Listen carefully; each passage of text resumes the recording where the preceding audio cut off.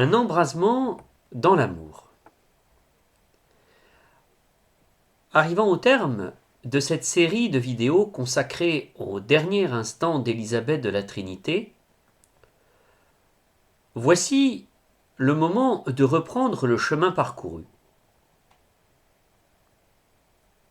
Nous avons réalisé une première vidéo pour décrire ce qui s'est passé entre le 1er et le 9 novembre 1906.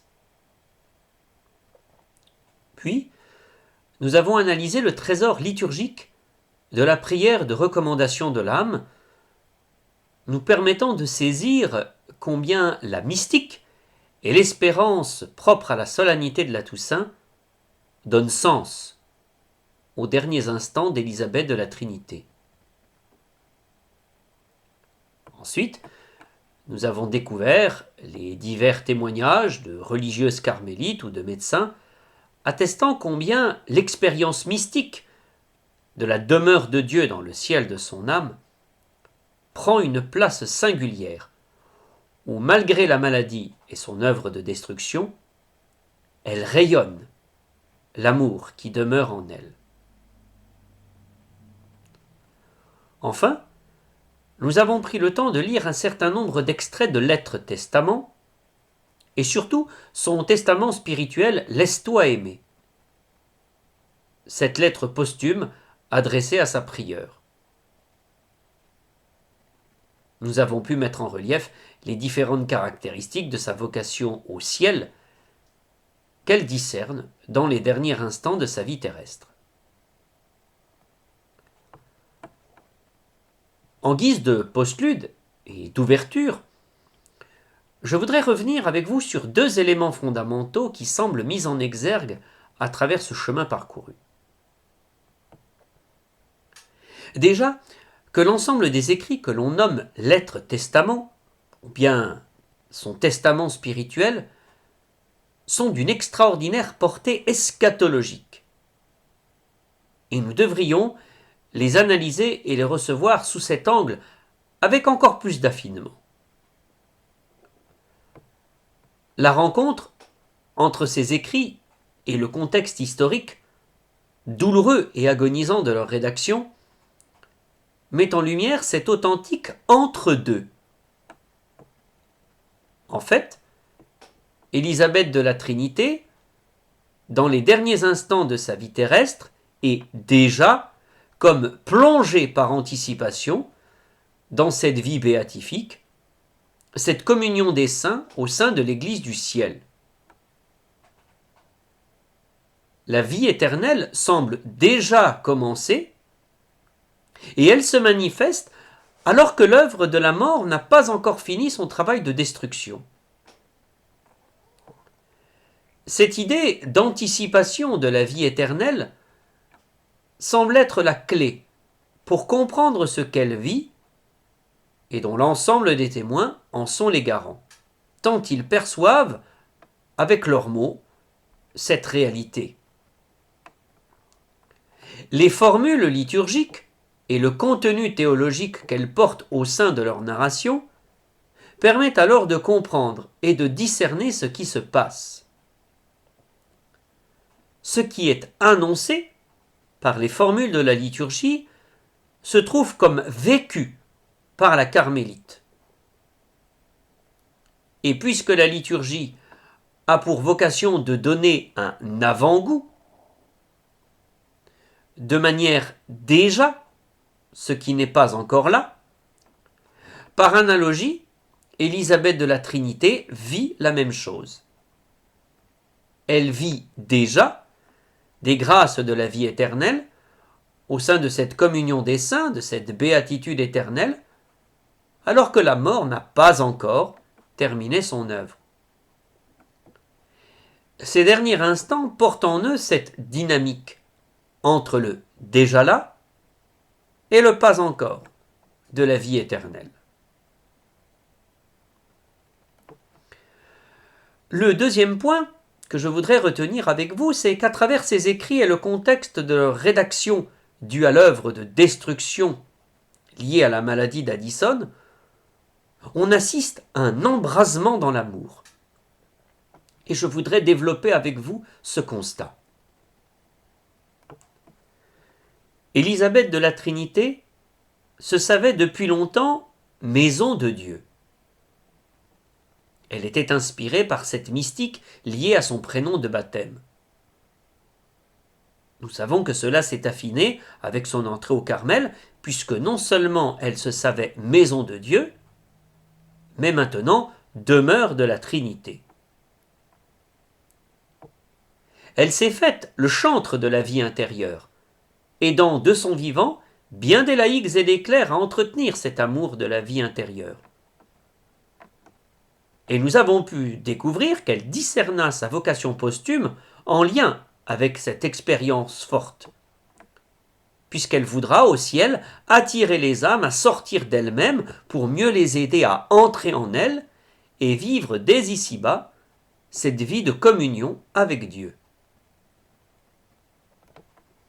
Cependant, dans les derniers instants, on peut constater cette forme de suppléance terminologique, où le terme Trinité va être suppléé par le terme amour. Nous avons pu remarquer combien elle partage, que c'est l'amour qui demeure en elle, qu'elle veut demeurer dans l'amour, allant jusqu'à demander dans ce sublime abandon d'elle-même à ce que l'amour vienne aimer en elle et aimer à travers elle. Élisabeth de la Trinité semble alors, au soir de sa vie, être tellement plongée à l'intérieur du mystère de la Trinité qu'elle ne peut plus parler d'autre chose que de l'amour. Comme si elle était saisie, embrasée par cette vie au cœur même de la Trinité. D'ailleurs, dans ses lettres testament ou dans son testament spirituel, elle parle du foyer d'amour. Elle veut entrer dans ce foyer d'amour qu'est la Trinité. Est-il alors permis de dire que dans les derniers instants de sa vie, elle perçoit vraiment que la Trinité est l'amour, qu'elle est l'amour, et qu'au fond, il n'y a aucun élan, aucun mouvement amoureux en l'homme, sans que ce soit la trace cachée et discrète de l'amour de Dieu en l'homme. Une véritable étincelle. Cet embrasement dans l'amour semble être alors la singularité fondamentale et irréversible de ces derniers instants. Essayons de comprendre. D'après la lettre et les témoignages durant l'année 1906, l'œuvre de la maladie d'Addison fera qu'elle sera comme embrasée, physiquement. Le déséquilibre du fonctionnement corporel et ses conséquences allant jusqu'au refus de la moindre nourriture et de la moindre boisson, sans avoir des douleurs violentes, entraînent pour la malade d'atroces brûlures. Elle écrit d'ailleurs elle-même qu'elle se sent comme en feu à cause de la maladie. Mère Germaine décrira qu'au moment des crises de douleur, la glace fond tellement vite lorsqu'on essaye de refroidir sa fièvre. Mais, au lieu de tomber soit dans la désespérance ou alors dans les plaintes atroces, les témoins constatent qu'elle demeure une jeune femme de l'intérieur.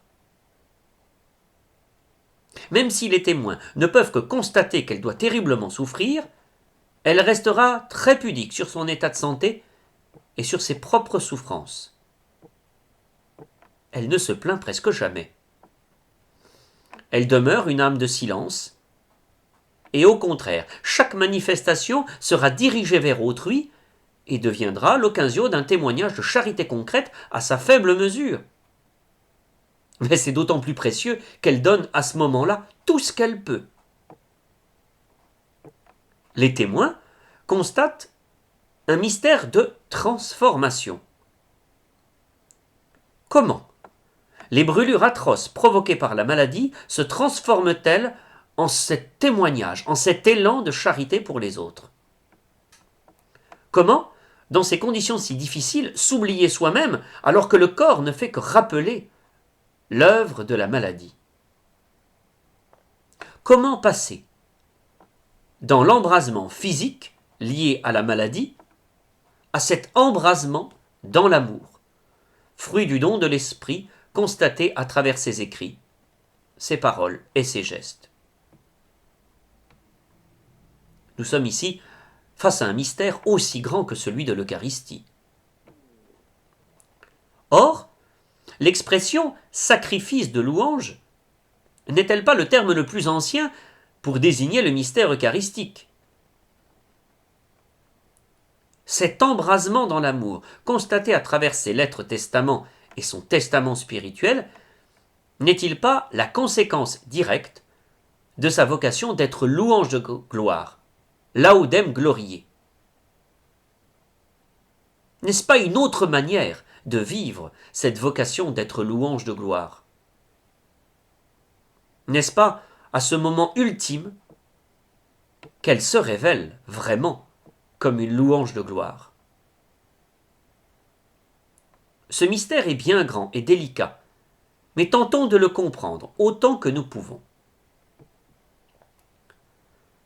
Dans l'Écriture, et en particulier dans l'Ancien Testament, on décrit ce qu'est ce sacrifice de louange devant la tente du rendez-vous.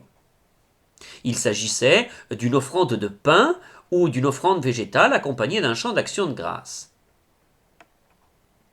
Ce sacrifice de louange est décrit dans le livre du Lévitique à travers tout ce que l'on appelle les sacrifices liés au culte de la tente du rendez-vous.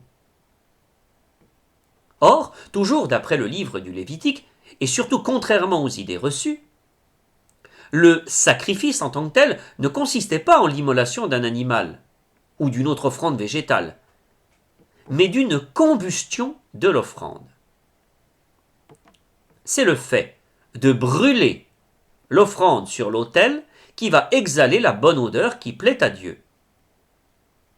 C'est bien la combustion de l'offrande qui constitue le sacrifice, et rien d'autre. D'ailleurs, dans les récits les plus anciens, en particulier dans le livre de la Genèse avec Abraham, c'est le feu du ciel qui va embraser l'offrande déposée sur l'autel, créant ici un lien, une communion entre Dieu et les hommes. Or, ce feu du ciel qui descend sur l'autel pour brûler les offrandes déposées, n'est-ce pas la figure d'une forme de consécration dans l'esprit? N'est-ce pas le don de l'esprit qui embrase l'offrande pour qu'elle exhale ensuite l'odeur agréable qui plaît à Dieu? N'est-ce pas l'œuvre de l'esprit qui permet à l'homme de rendre un culte à Dieu? Et Élisabeth de la Trinité se sent-elle alors comme une offrande? Est-ce légitime de comprendre ces derniers instants à travers une interprétation de cette dynamique proprement sacerdotale et sacrificielle? La clé de lecture qui nous permet éventuellement d'entrevoir cette interprétation vient d'un petit détail au moment des derniers instants d'Élisabeth de la Trinité. Puisque sa mère prieure, comme prescrit par les prières liturgiques pour les mourants, va lui lire un extrait de l'évangile de Jean. Mais au lieu de lire la Passion, comme c'est prévu par le rituel, elle lira Jean 17, c'est-à-dire ce que l'on nomme la prière sacerdotale de Jésus, où le rédacteur reconfigure la compréhension ancienne du sacrifice pour comprendre le sens de la mort de Jésus en croix qui va venir comme une glorification. D'après le texte de l'Évangile, ce sera une totale consécration, un embrasement dans l'amour et dans la vérité, où le Christ, dans sa chair, va aimer les siens et les aimer jusqu'au bout. L'offrande sera Jésus-Christ lui-même, l'autel sera la croix, et le feu du ciel sera celui de l'Esprit. À ce moment ultime et tragique, Jésus-Christ, ne fera déjà plus qu'un avec son Père dans l'esprit. C'est sur la croix que cela va se passer. Mais cette prière sacerdotale exprime le mieux cette anticipation du déjà là. Sur la croix, le Christ est déjà glorifié, même si la mort n'a pas encore terminé son œuvre. L'œuvre de résurrection est ici anticipée par rapport à l'œuvre de la mort. D'autant que Jésus-Christ s'adresse à son Père comme s'il était déjà auprès de lui, alors que la passion n'a pas encore été réalisée. En lisant Jean 17, sans doute que cet entre-deux n'a pas échappé à Mère Germaine. En lui lisant ce passage, elle perçoit que ce qui se passe sous ses yeux, dans la cellule de l'infirmerie en veillant sur la mourante, semble être une actualisation de ce passage biblique. Élisabeth de la Trinité semble déjà dans la gloire du ciel, dans la communion des saints au sein de l'Église du ciel, même si la mort n'a pas fini son œuvre. Mère Germaine semble prendre au sérieux, à ce moment crucial, sa vocation d'être louange de gloire, ou plutôt d'être sacrifice de louange. Elle perçoit que la jeune carmélite mourante vit une authentique offrande d'elle-même. Indirectement, les derniers instants de la vie d'Élisabeth de la Trinité sont une vie eucharistique où elle ne fait plus qu'un avec son Seigneur. Son époux crucifié, comme elle l'appelle. Son époux crucifié par amour. Si Élisabeth de la Trinité, depuis 1894, ou à peine âgée de 14 ans et venant de passer son prix d'excellence de piano, voulut, dans le secret de son âme, se consacrer totalement au Seigneur par le vœu de virginité perpétuelle, à ce moment ultime de sa vie terrestre, elle va continuer et poursuivre son acte d'offrande. Sur son lit de souffrance, dans la cellule de son infirmerie, elle continue de s'offrir. Son embrasement corporel dû à la maladie semble lui permettre alors de saisir un autre embrasement, celui de l'esprit, qui la consacre dans l'amour, comme jadis il consacra à la Pentecôte les disciples rassemblés dans la foi. Élisabeth de la Trinité, ainsi brûlée par l'esprit, ainsi brûlée par l'amour, elle peut maintenant aimer les siens et les aimer jusqu'au bout, c'est-à-dire leur témoigner amour et charité à la mesure de ses faibles forces. La voilà, cette bonne odeur qui plaît à Dieu, c'est-à-dire qu'elle aime les siens jusqu'au bout, mue par la consécration dans l'esprit et dans l'amour.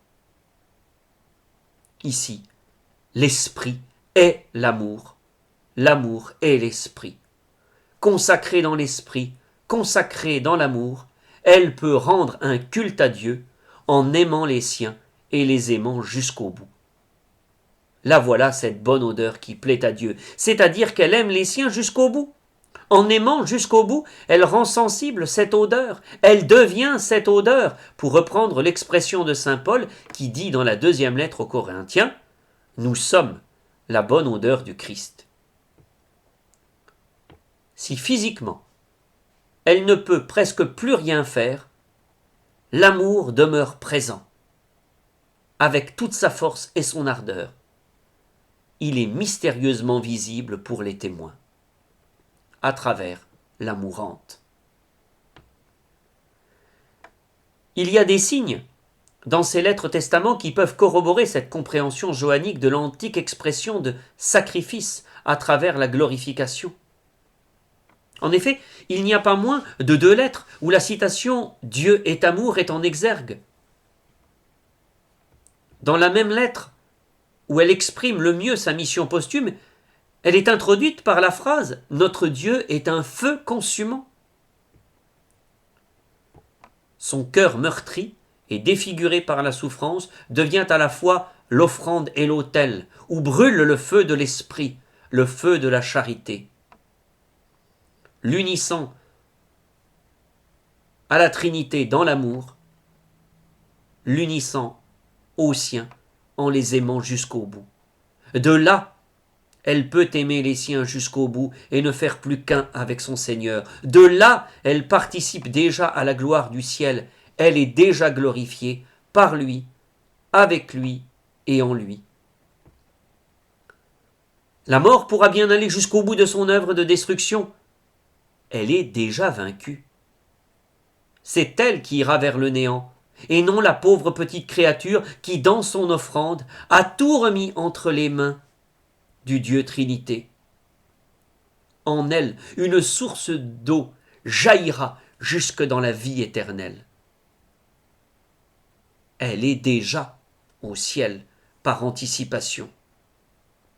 Et alors, embrasée dans l'amour, embrasée dans l'esprit, on peut alors comprendre pourquoi son testament spirituel se concentre sur cette unique phrase « Laisse-toi aimer plus que ceci ». Elle interprète à nouveau frais l'Évangile selon saint Jean et la triple question de Jésus à Pierre « Pierre, m'aimes-tu plus que ceci ?» Mais Élisabeth de la Trinité a bien compris qu'à travers l'élan amoureux, à travers le mouvement d'amour que l'on peut porter envers autrui, Élisabeth a bien saisi que c'est l'amour de Dieu qui aime en elle et à travers elle. Autrement dit, elle ne peut pas aimer sans l'amour de Dieu. Or, comment recevoir l'amour de Dieu si ce n'est en se laissant aimer?